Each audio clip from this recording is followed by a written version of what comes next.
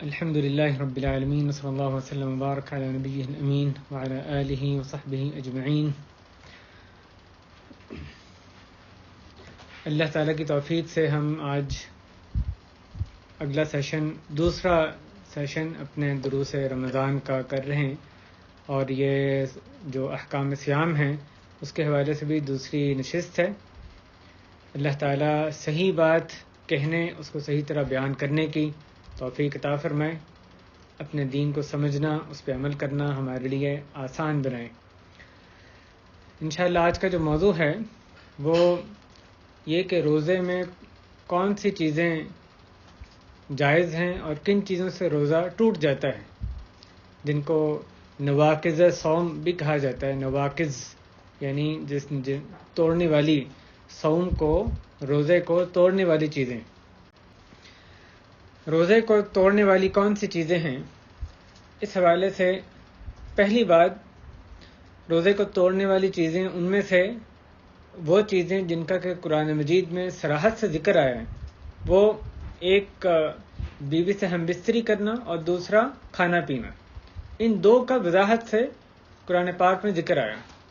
اللہ تعالیٰ نے فرمایا فَالْآنَ بَاشِرُوهُنَّ وَابْتَغُوا مَا كَتَبَ اللَّهُ لَكُمْ وَكُلُوا وَاشْرَبُوا، اور آخر تک. اور یہ بھی فرمایا اُحِلَّ لَكُمْ لَيْلَةَ الصِّيَامِ الرَّفَثُ إِلَىٰ نِسَائِكُمْ، راتوں کو، روزوں کی راتوں کو تمہارے لیے جائز کیا گیا، تم بیویوں کے پاس جاؤ، لیکن دن میں ثُمَّ أَتِمُّوا الصِّيَامَ إِلَى اللَّيْلِ، رات تک اس کی اجازت نہیں. تو یہ جو پہلی چیز ہے روزے کو توڑنے والی، بیوی کے پاس جانا، اس سے تعلقات قائم کرنا، یہ سب سے سنگین چیز ہے، سب سے سنگین گناہ ہے، جس کے ذریعے سے ایک روزے دار اپنا روزہ، جو رمضان کا روزہ ہے، وہ توڑتا ہے. اور یہ ایک ایسی چیز ہے روزے کو توڑنے والی، جس میں کہ صرف یہ نہیں کہ روزہ ٹوٹ جاتا ہے، بلکہ اس پہ ایک جو شدید قسم کا کفارہ وہ بھی اس پہ لاگو ہوتا ہے. اس کا کیا کفارہ ہے؟ آئیے دیکھتے ہیں. یہ حدیث میں، صحیح بخاری میں حدیث ہے، حضرت ابو ہریرہ رضی اللہ عنہ بیان کرتے ہیں کہ ہم نبی کریم صلی اللہ علیہ وسلم کے پاس بیٹھے ہوئے تھے کہ آپ کے پاس ایک آدمی آیا. اس نے کہا یا رسول اللہ ہلکتم، یا رسول اللہ میں ہلاک ہو گیا، میں برباد ہو گیا. تو آپ صلی اللہ علیہ وسلم نے کہا کہ ما لک، تمہیں کیا ہوا؟ اس نے کہا کہ میں رمضان میں، یعنی میں نے روزہ رکھا ہوا تھا اور میں اپنی بیوی کے پاس چلا گیا. تو آپ صلی اللہ علیہ وسلم نے فرمایا هل تجد رقبۃ تعتقها، کیا تم ایک گردن پاتے ہو کہ اس کو آزاد کر دو؟ کیا تم غلام آزاد کر سکتے ہو؟ اس نے کہا لا، نہیں. آپ نے فرمایا فهل تستطيع ان تصوم شهرين متتابعين، تو کیا تم 2 مہینوں کے مسلسل روزے رکھ سکتے ہو؟ اس نے کہا نہیں. تو آپ نے تیسرا سوال یہ کیا فهل تجد اطعام 60 مسکینا، کیا تم 60 مسکینوں کو کھانا کھلانے کی طاقت رکھتے ہو؟ اس نے کہا نہیں. تو آپ صلی اللہ علیہ وسلم کچھ دیر ٹھہرے. ہم اسی حالت میں تھے کہ آپ کے پاس ایک کھجور کا ٹوکرا لایا گیا، اور آپ نے پھر پوچھا کہ کہاں ہے سائل، سوال کرنے والا کہاں ہے؟ اس نے کہا کہ میں ادھر ہوں. تو آپ نے فرمایا کہ یہ لے جاؤ اور اس کو صدقہ کرو. اور آخر تک اس کے بعد حدیث ہے. اس کے آگے حدیث میں پوری پڑھ دیتا ہوں. اس کے آگے یہ ہے کہ اس آدمی نے یہ کہا کہ کیا کسی ایسے شخص پر جو کہ مجھ سے بھی زیادہ فقیر ہو؟ تو اللہ کی قسم اس مدینے میں میرے سے زیادہ فقیر شخص کوئی نہیں. آپ صلی اللہ علیہ وسلم اس کی اس بات پہ ہنس دیا، حتیٰ کہ آپ کے دانت مبارک نظر آنے لگے. اور پھر آپ نے فرمایا اطعم اہلک، کہ اپنے گھر والوں کو یہ کھلا دو. دوسری جو روایت ہے سنن ابی داؤد کی، اس میں الفاظ یہ ہیں کہ آپ صلی اللہ علیہ وسلم نے اس شخص کو فرمایا کلہ انت واہل بیتک وصم یوما واستغفر اللہ، کہ تم اور تمہارے گھر والے اس کو کھا لو اور ایک دن کا اس کے بدلے میں روزہ رکھو اور اللہ سے استغفار کرو. لہذا اس حدیث سے جو چیز پتہ چلی کہ جس شخص سے یہ گناہ سرزد ہو جائے، سنگین گناہ سرزد ہو جائے، کہ وہ رمضان کے مہینے میں دن کے وقت اپنی بیوی کے پاس چلا جائے، اس کا کفارہ کیا ہے؟ نمبر 1 کہ وہ غلام آزاد کرے. نمبر 2 اگر وہ یہ نہ کر سکے اور یا غلام موجود ہی نہ ہو آزاد کرنے کے لیے، جیسا کہ دور حاضر میں عموماً ہے، تو نمبر 2 یہ کہ وہ 2 مہینے کے مسلسل روزے رکھے. اگر وہ یہ بھی نہیں کر سکتا واقعی نہیں کر سکتا، اللہ تعالیٰ کو اس کا جواب دینا ہے کہ وہ یہ نہیں کر سکتا تو تیسری بات یہ کہ وہ 60 مسکینوں کو کھانا کھلائے، تو یہ اس کا کفارہ ہے۔ اور یہ کفارہ صرف بیوی سے ہم بستری کرنے کا ہے، اور کسی طرح بھی آدمی روزہ توڑے، اس گناہ کا ارتکاب کرے رمضان میں روزہ توڑنے کا کسی بھی اور ذریعے سے، تو یہ جو کفارہ ہے لاگو نہیں ہوتا، یہ خاص اس گناہ کے وجہ سے ہی کفارہ لاگو ہوتا ہے۔ یہ پہلی چیز جس سے کہ روزہ ٹوٹتا ہے۔ دوسری چیز کہ منی کا اخراج کرنا جان بوجھ کے کسی بھی طریقے سے ہو، جیسا کہ یعنی ہم لوگ جیسا کہ یہ بات معلوم ہے کہ جو منی کا اخراج ہے وہ بھی بذات خود ایک شہوت کی چیز ہے، اور نبی کریم صلی اللہ علیہ وسلم نے صحیح بخاری میں حدیث ہے کہ فرمایا کہ جو اللہ تعالیٰ نے فرمایا یترک شہوتہ وطعامہ وشرابہ من اجلی او کما قال، کہ یہ جو روزے دار ہے وہ اپنی شہوت اور اپنا کھانا پینا میری وجہ سے چھوڑتا ہے۔ تو آپ صلی اللہ علیہ وسلم اس حدیث میں روزے کی ایک خصوصیت یہ بیان کی کہ روزے دار کے بارے میں اللہ رب العالمین فرماتے ہیں کہ یہ روزے دار میری وجہ سے، مجھے خوش کرنے کے لیے، میرے حکم کی وجہ سے کھانا پینا بھی چھوڑتا ہے اور اپنی شہوت بھی چھوڑتا ہے۔ تو یہاں صرف ہم بستری کا ذکر نہیں کیا، اپنی شہوت چھوڑتا ہے۔ اور بلا شبہ جو منی کا نکالنا ہے، اس کا اخراج کرنا، وہ بھی بذات خود ایک شہوت ہے، تو اس سے دور رہنا لازم ہے، اس سے ایک روزے دار کے لیے دور رہنا ضروری ہے۔ یہاں پر ایک مسئلہ یہ بھی ہم دیکھتے ہیں کہ روزے دار کے لیے اپنی بیوی سے کسی بھی قسم کا جو اس کے یعنی بوس و کنار وغیرہ اس قسم کا جو تعلق ہے، اس کا کیا حکم ہے؟ اس بارے میں اما عائشہ رضی اللہ عنہا فرماتی ہیں کان النبی صلی اللہ علیہ وسلم یقبل ویباشر وهو صائم وکان املککم لاربہ، کہ نبی کریم صلی اللہ علیہ وسلم روزے کی حالت میں بوسہ دیتے اور بغل گیر ہوتے تھے، لیکن انہیں اپنی شہوت پر تم سب سے زیادہ کنٹرول تھا۔ تو نبی صلی اللہ علیہ وسلم اپنی ازواج مطہرات میں سے آپ کا ان کے ساتھ یہ رویہ ہوتا کہ بوس و کنار، اسی طرح اس کے جو اور اس طرح کی چیزیں ہیں آپ یہ فرماتے، لیکن حضرت عائشہ ساتھ یہ کہہ رہی ہیں کہ ہر کوئی یہ کرنے نہ لگ جائے، آپ صلی اللہ علیہ وسلم کو تم سب سے زیادہ کنٹرول تھا اپنی شہوت پر۔ اور شیخ البانی رحمہ اللہ نے سلسلہ صحیحہ میں حدیث درج کی کہ نبی کریم صلی اللہ علیہ وسلم کے پاس ایک شخص آیا، اس نے پوچھا کہ کیا میں اپنی بیوی کو بوسہ دے سکتا ہوں جبکہ میں روزے سے ہوں؟ آپ نے کہا نہیں۔ ایک اور شخص نے پوچھا کیا میں بیوی کو بوسہ دے سکتا ہوں جبکہ روزے سے ہوں؟ آپ نے کہا دے سکتے ہو۔ تو صحابی کہتے ہیں کہ ہم نے دیکھا کہ جس کو منع کیا وہ جوان آدمی تھا، اور جس کو اجازت دی وہ عمر رسیدہ آدمی تھا۔ اور یہ معلوم ہے کہ عمر رسیدہ آدمی کو اپنی شہوت پہ کنٹرول زیادہ ہوتا ہے بنسبت جوان آدمی کے۔ تو جس شخص کو اپنے پہ کنٹرول نہ ہو، جیسے عام طور پہ جوانی میں یہ زیادہ ہوتا ہے، کنٹرول نہ ہو کہ اگر وہ بیوی کو بوس و کنار وغیرہ کرے گا تو وہ بات آگے بڑھ سکتی ہے، انزال ہو سکتا ہے، یا اس سے بھی بات آگے بڑھ سکتی ہے، اس کے لیے پھر وہ چیز جو کہ حرام تک لے جانے کا ذریعہ بن سکتی ہے، حرام اس کے روزہ توڑنے کا ذریعہ بن سکتی ہے، اس چیز سے رکے رہنا بھی ضروری ہے۔ سد الذرائع یعنی جو غلط کام کے راستے روکنا، یہ بھی شریعت میں مطلوب ہے۔ تو اگر یہ کام اس کو آگے غلط کام کی طرف لے جائے گا تو پھر اس کے لیے اس کام سے رکنا، بیوی سے ان کاموں سے بھی رکنا ضروری ہے۔ جس کو کنٹرول ہے اور اس کو پتہ ہے کیا بات، یعنی اس کا روزہ اس کی وجہ سے خراب نہیں ہوگا، اس کے لیے جائز ہے۔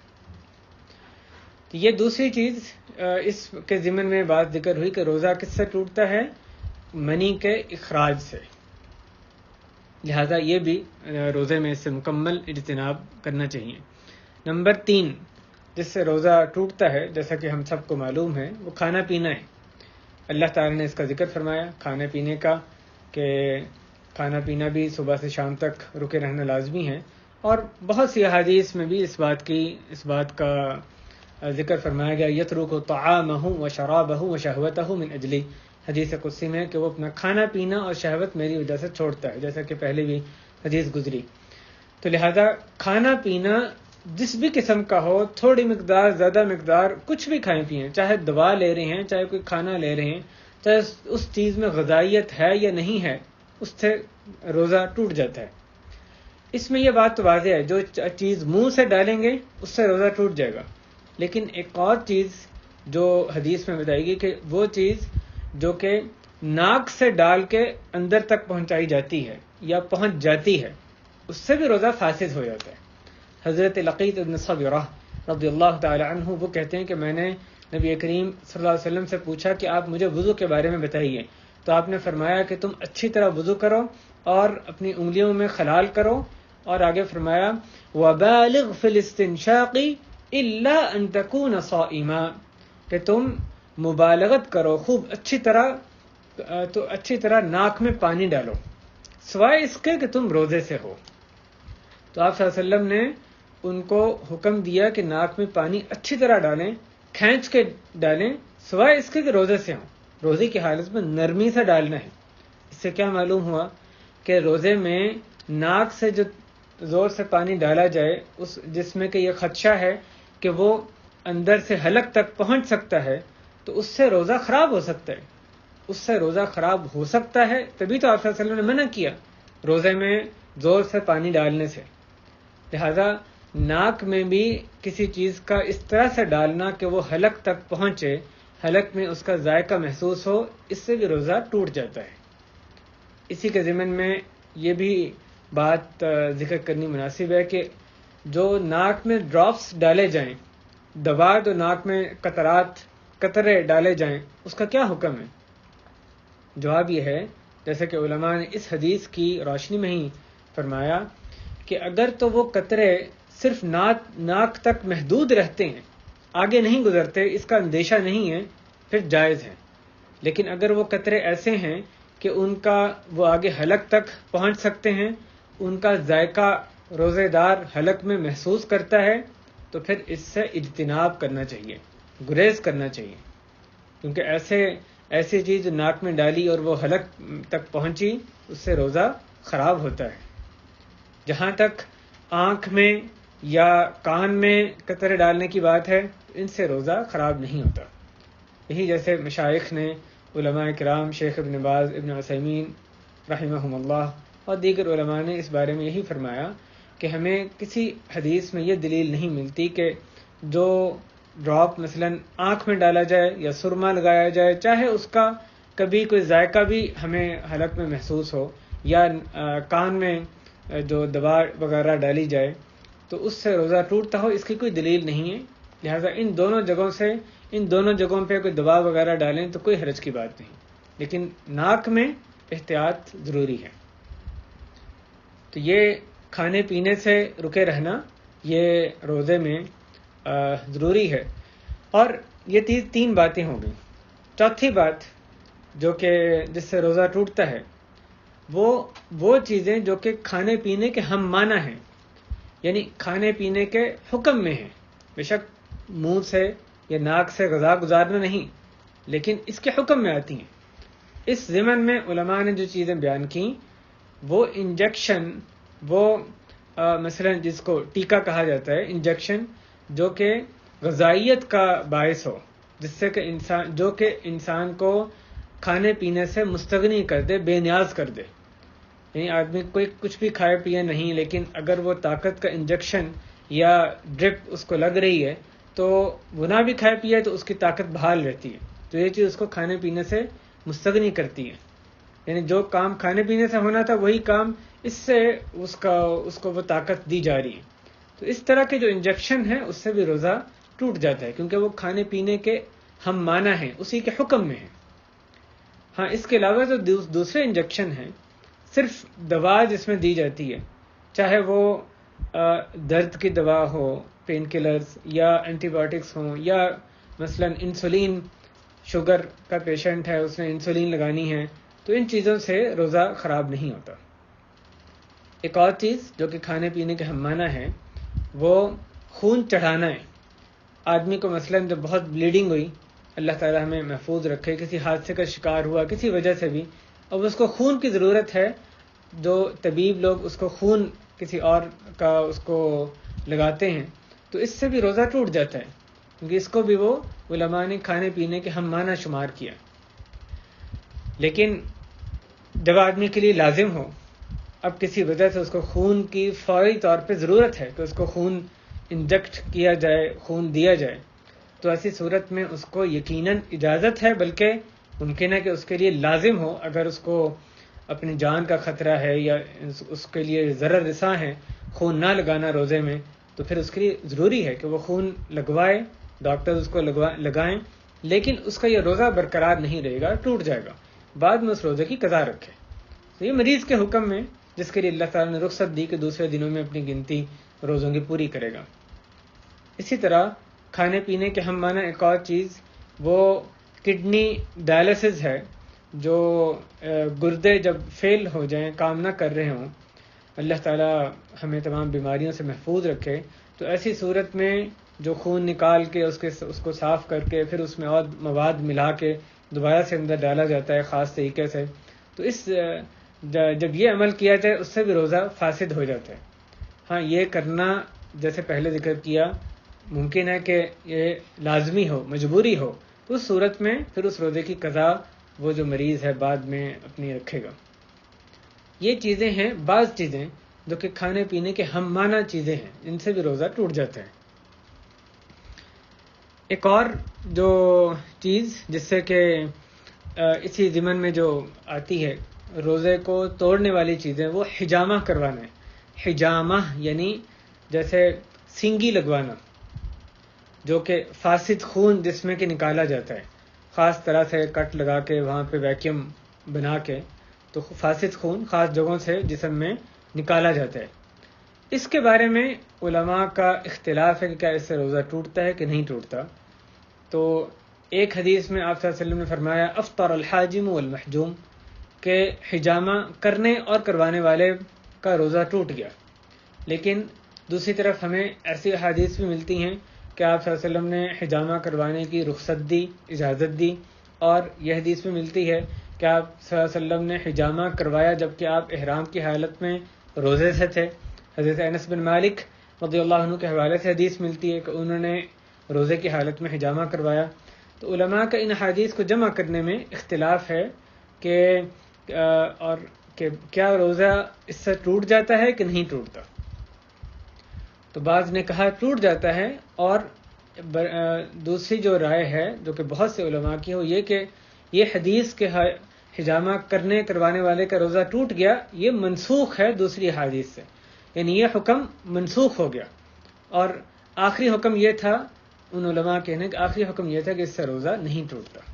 تو یہ جو ایک مسئلہ ہے مختلف فیہ ہے، اس میں یہ علماء کی دونوں رائے ہمارے سامنے آتی ہیں۔ چھٹی بات جس سے کہ روزہ ٹوٹتا ہے، حجامہ کروانے سے متعلق ایک اور جو وضاحت ہے کہ جو علماء یہ کہتے بھی ہیں کہ اس سے ٹوٹ جاتا ہے، وہ اگر جو معمولی خون نکالنا، جیسے سیمپل کے لیے بلڈ ٹیسٹ کے لیے نکالا جاتا ہے، تو اس سے وہ اس کے بارے میں کوئی مذائقہ بیان نہیں کرتے، اس سے روزے کا کچھ نہیں ہوتا، کیونکہ اتنے خون نکالنے سے آدمی کو کمزوری نہیں ہوتی، کوئی فرق نہیں پڑتا۔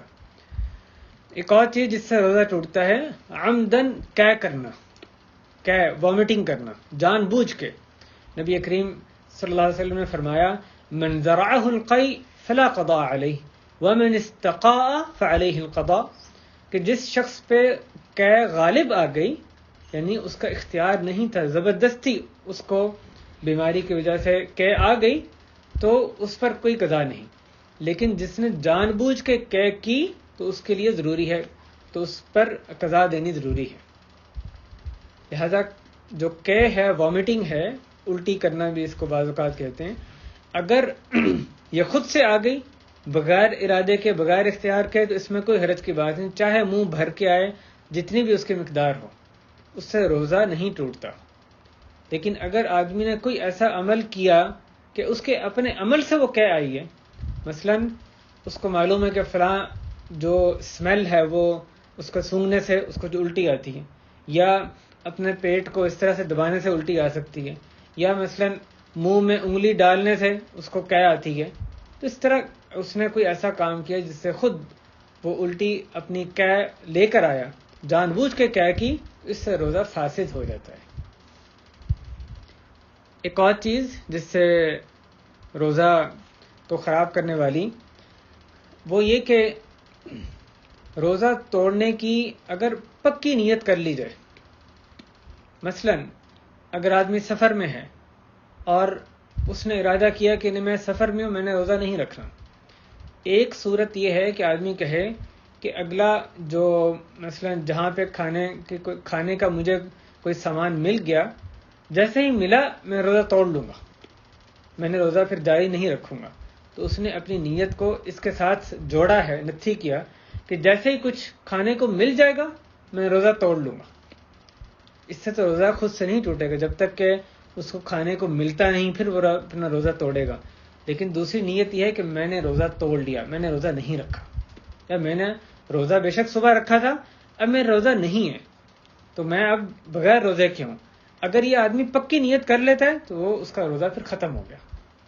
تو اس سے بھی محض نیت کرنے سے، پکی نیت کرنے سے، یعنی عزم کرنے سے کہ روزہ ٹوٹ گیا، کیونکہ روزے کی جو نیت ہے وہ صبح سے لے کے شام تک، فجر سے مغرب تک جاری رہنی ضروری ہے. درمیان میں کسی وقت بھی وہ کہتا ہے فرض روزے میں یہ عزم کر لیتا ہے کہ بس میرا روزہ نہیں ہے، کسی بھی وجہ سے، بیماری کی وجہ سے، سفر کی وجہ سے، کوئی اور مجبوری ہے، اب وہ یہ ارادہ کر لیتا ہے کہ میں نے روزہ توڑ دیا، تو اس سے محض نیت سے بھی، بغیر کچھ کھائے پیے بھی اس کا روزہ ٹوٹ جاتا ہے. انما الاعمال بالنیات، اعمال کا دار و مدار نیتوں پر ہے. اسی طرح کوئی شخص اگر اسلام سے مرتد ہو جائے، اسلام میں آیا اور اللہ تعالیٰ ہمیں بچا کے رکھے، معاذ اللہ مرتد ہو جاتا ہے، تو یقیناً اس کا بھی روزہ ٹوٹ جاتا ہے. اور اگر وہ دوبارہ کیونکہ جو ارتداد ہے، جو شرک میں چلے جانا ہے، تو ہر قسم کے جو اعمال ہیں ان کو غارت کر دیتا ہے، ہر قسم کے اعمال کو برباد کر کے رکھ دیتا ہے اگر آدمی شرک میں مبتلا ہو جائے. اللہ تعالیٰ ہمیں شرک سے بچا کے رکھے. ایک اور چیز جو روزہ توڑنے والی وہ یہ کہ حیض یا نفاس کا خون آنا. اب جو خواتین اس حالت میں آ جائیں جبکہ وہ روزے سے ہوں، تو جیسے ہی یہ حالت شروع ہوگی ان کا روزہ ٹوٹ جائے گا، اور ان کے لیے جائز ہی نہیں ہے کہ روزے کو اپنے برقرار رکھیں گے بھی تو ان سے قابل قبول نہیں ہے. اور اس بارے میں بہت سی احادیث آتی ہیں. نبی کریم صلی اللہ علیہ وسلم نے فرمایا الیس اذا حاضت لم تصلی ولم تصم، کہ کیا ایسا نہیں ہوتا کہ جب اس کو عورت کو حیض آتا ہے تو وہ نہ روزے رکھتی، نہ وہ نماز پڑھتی ہے، نہ ہی روزے رکھتی ہے. تو آپ صلی اللہ علیہ وسلم نے خواتین کے بارے میں یہ فرمایا کہ ان کے جو دین کا نقص یہ ہے کہ وہ روزے کی حالت، یعنی جب حیض کی حالت میں روزے نہیں رکھتی، نماز نہیں پڑھتی. حضرت عائشہ رضی اللہ عنہا کی جو حدیث ہے، قول ہے، پہلے گزر چکا ہے کہ ہم حیض کی حالت میں ہمیں حکم دیا جاتا روزوں کی قضاء کا، لیکن نماز کی قضاء کا حکم نہیں دیا جاتا تھا. یہ تمام جو چیزیں ہیں روزے کو توڑنے والی، سوائے آخری چیز کے، اس میں جو بنیادی شرط یہ ہے، ان چیزوں سے روزہ تبھی ٹوٹتا ہے اگر پہلی بات آدمی کو اس کا علم ہو، دوسری بات اس کو یاد ہو، اور تیسری بات کہ وہ جان بوجھ کے کر رہا ہو، یعنی وہ اکراہ نہ ہو، مجبوراً نہ کر رہا ہو. پہلی بات کہ اس کو علم ہو. یعنی بعض ایسے مسائل روزہ توڑنے والے ہیں کہ آدمی کا خیال ہے کہ اس سے روزہ نہیں ٹوٹتا، تو اب اس نے جہالت میں، لا علمی میں وہ کام کیا تو اس کا روزہ نہ پتہ ہونے کی وجہ سے اس سے روزہ نہیں ٹوٹے گا. ہاں آدمی کے لیے یہ علیحدہ بات ہے کہ لازم ہے، فرض ہے کہ وہ اپنے روزے کے اس سے پہلے کہ وہ روزہ رکھے، وہ روزہ رکھنے کے احکام کا علم حاصل کرے، وہ اس کا علم، اس کو بات کو سیکھے کہ کیا باتیں، کیا کن باتوں سے روزہ ٹوٹتا ہے، کن سے نہیں ٹوٹتا، اس بات کا صحیح طرح سے علم حاصل کرے.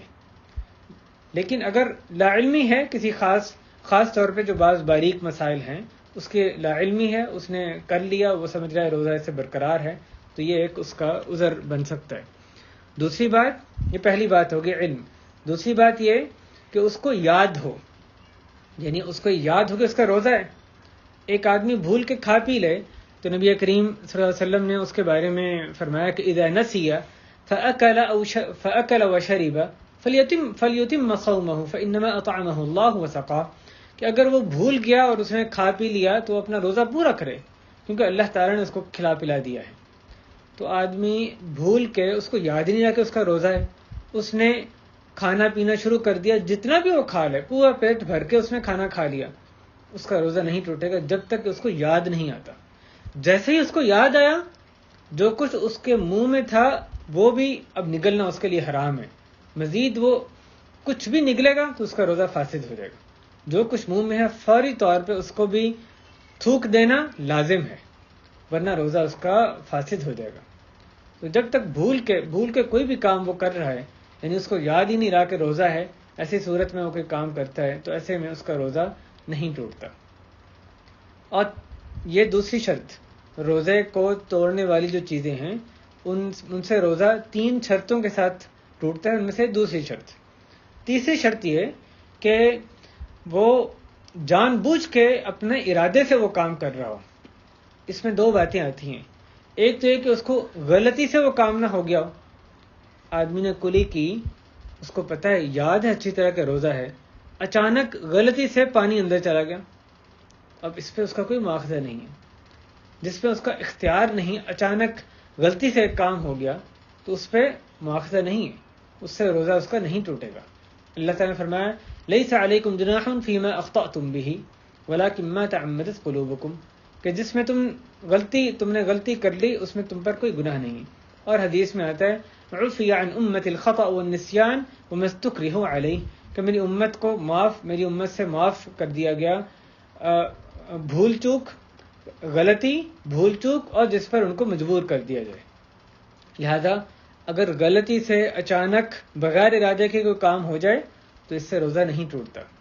اور اپنے ارادے سے کرنے میں دوسری بات یہ آتی ہے کہ اس کو مجبور نہ کیا گیا ہو، کہ اس کو یاد ہے روزہ ہے، وہ نہیں کام کرنا چاہتا لیکن اس کو ڈرایا دھمکایا جا رہا ہے، مثلا اس کو مجبور کیا گیا کہ یہ کام کرو، تو ایسی صورت میں اس کا روزہ نہیں ٹوٹتا. مثلا بعض جو ممالک یا بعض جو جگہیں اس طرح کی ہو سکتی ہیں کہ وہاں پہ کچھ دشمنان اسلام ہیں، وہ مسلمانوں کو روزہ توڑنے پہ مجبور کرتے ہیں. پتہ ہے رمضان ہے، روزہ رکھا ہوا ہے، لیکن وہ ان کو مجبور کرتے ہیں تم نے کھانا ہی کھانا ہے یا ضرور پینا ہی ہے. تو اب ایسے جو دھمکی کے تحت اب وہ کچھ کھا لیتا ہے، جو پی لیتا ہے، جہاں تک اس کے لیے مجبوری ہے اس سے اس کا روزہ نہیں ٹوٹتا. تو جو مجبوری کے تحت کیا جائے اس سے بھی روزہ نہیں ٹوٹتا. یہ 3 شرطیں ہیں جن کی وجہ سے یعنی جو کہ یہ ہوں تو پھر ہی روزہ ٹوٹتا ہے. سوائے جیسے میں نے بیان کیا کہ جو آخری چیز ہے کہ یعنی حیض و نفاس، اس میں یہ شرط نہیں ہے. ایک مسئلہ ان میں یہ بھی ہے کہ اگر آدمی کو یہ پتہ ہے کہ اس سے روزہ ٹوٹ جاتا ہے، جو بیوی سے ہم بستری کی بات ہے اس میں ایک مسئلہ اس کے تعلق سے یہ ہے کہ یہ آدمی جانتا ہے کہ اس سے روزہ ٹوٹ جاتا ہے، لیکن اس کو یہ نہیں معلوم کہ اس پر اتنا سخت کفارہ لاگو ہوتا ہے. اور جب وہ یہ گناہ سرزد کر لیتا ہے تو پھر اس کو بعد میں پتہ چلتا ہے، وہ پوچھتا ہے کہ بھی اب میں کیا کروں. اس کو بتایا جاتا ہے یہ کفارہ ہے، تو وہ کہے گا مجھے نہیں پتا تھا اس پہ اتنا سخت کفارہ ہے، لیکن یہ پتا تھا کہ روزہ ٹوٹ جاتا ہے. تو یہ اس کا لا علم ہونا یہ کوئی عذر نہیں ہے، اس کو کفارہ پھر بھی دینا پڑے گا. تو کفارے کا نہ پتہ ہونا یہ عذر نہیں ہے. ہاں اس کو یہی نہیں پتا کہ اس سے روزہ ٹوٹ جاتا ہے، جیسا کہ کوئی نو مسلم ہو اس کے بارے میں تصور کیا جا سکتا ہے مثلا، تو ایسی صورت میں وہ عذر بن سکتا ہے. ایک روزہ کو توڑنے والی چیزوں میں کے بیان میں ایک بات یہ کہ کھانا پینا وہ تو یقیناً روزہ کو توڑنے والی چیز ہے، لیکن اگر صرف کھانے کو چکھیں، کسی جہاں پہ کوئی حاجت ہے، ضرورت ہے، کسی ضرورت کے تحت کھانے کو چکھ لیں تو اس سے روزہ نہیں ٹوٹتا. اور یہ کام تبھی کرنا چاہیے جبکہ ضرورت ہو، بغیر ضرورت کے نہیں چکھنا چاہیے. ضرورت ہے، گھر والی کھانا پکا رہی ہے، کوئی ضرورت ہے، ہلکا سا چکھ لے، وہ چکھے اور فوراً زبان سے صرف ذائقہ آ گیا، پتہ چل گیا اس کے بارے میں، اب وہ اس کو فوراً تھوک دے، نگلنا نہیں ہے، تو صرف چکھنے سے روزہ نہیں ٹوٹتا. یہ بعض احکام ہیں اس بارے میں کہ جو روزہ کن چیزوں سے ٹوٹتا ہے کن سے نہیں ٹوٹتا. اللہ تعالی ہمیں اپنے روزوں کی حفاظت کرنے کی توفیق عطا فرمائے. اور روزے کو توڑنے والی یہ تمام چیزیں جن کا بیان ہوا یہ مادی چیزیں ہیں. دوسری چیزیں جن کا آج ذکر نہیں ہو معنوی چیزیں ہیں روزے کے اجر کو خراب کرنے والی. جو بھی اللہ تعالیٰ کی معصیت نافرمانیاں ان سے بھی روزہ خراب ہو جاتا ہے, روزے کا اجر کم ہوتا جاتا ہے اور ممکن ہے کہ بالکل ہی ختم ہو جائے. جیسا کہ بہت سی حدیث میں اس بات کا تذکرہ ہوا. لہذا تقوی کے جو منافی کام ہیں, جھوٹ ہے, جو بھی دوسرے کام ہیں تقوی سے جو ٹکراتی ہیں چیزیں, گناہ کے کام, ان تمام سے بہت ضروری ہے کہ اپنے روزوں کی حفاظت کی جائے. روزے میں ان سے مکمل طور پہ اجتناب کیا جائے, گریز کیا جائے. اللہ تعالیٰ ہمیں روزے اس طرح رکھنے کی توفیق دے جس طرح کہ اللہ تعالیٰ کو ہمارے سے مطلوب ہے. صلی اللہ وسلم علی نبینا محمد وعلی آلہ وصحبہ اجمعین.